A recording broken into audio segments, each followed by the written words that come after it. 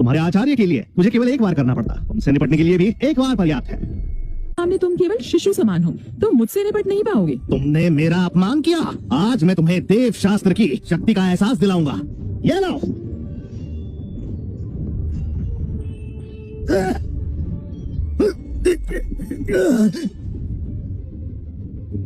मेरे लिए तुम नन्हे शिशु समान ही हो।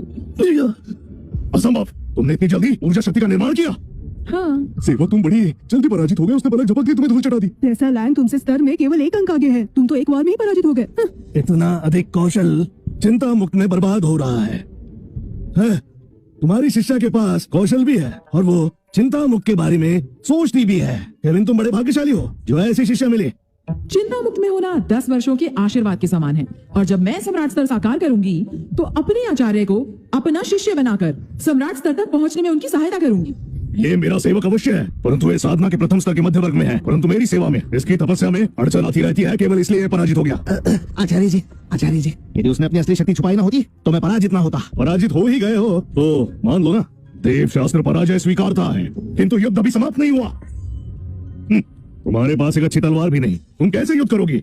देखो मेरी ये तलवार, ये देव शास्त्र की दिव्य तलवार है। क्या चिंता मुक्त के पास ऐसा कुछ है? दिव्य तलवार हमारे पास नहीं है, लेकिन एक टूटी तलवार से भी मैं तुम्हें पराजित कर दूंगी। भले ही हमारे स्तरों में अंतर है, परंतु मेरे पास मेरे पूर्व जन्म की स्मृति है। मैं रहस्यमयी तकनीकों से स्वर्णिम स्तर के योद्धा योगी से युद्ध कर सकती हूँ। चिंता मुक्त अब केवल एक खंडर है, दिव्य तलवार को छोड़ो, तुम्हारे पास तो एक ठीक ठाक अस्त्र भी नहीं है। क्या ये सत्य नहीं? ऐसा लैंग, हमारे साम्राज्य के 5 गुरुकुल में चिंता मुक्त सबसे बेकार है। तुमने सच में कैसा गुरुकुल चुन लिया? या तो तुम पागल हो या तुम केविन को चाहती हो। योद्धा योगी कौशल और नींव देते हैं, चाहे कौशल कितना ही उत्तम हो, बिना उत्तम नींव के आगे बढ़ना असंभव है। ऐसा सुनो, तुम्हारे आचार्य केवल एक निकम्मे हैं। चिंता मुक्त के पास तुम्हें देने के लिए कुछ नहीं।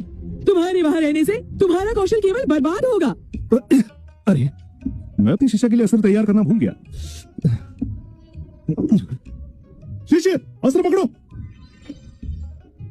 ये क्या आचार्य जी, ये अठखेलियों का समय नहीं। रुको, ये क्या देखना पड़ रहा है? एक मुर्गे के बड़े पंजे को तुम अस्त्र कहते हो? कैसा?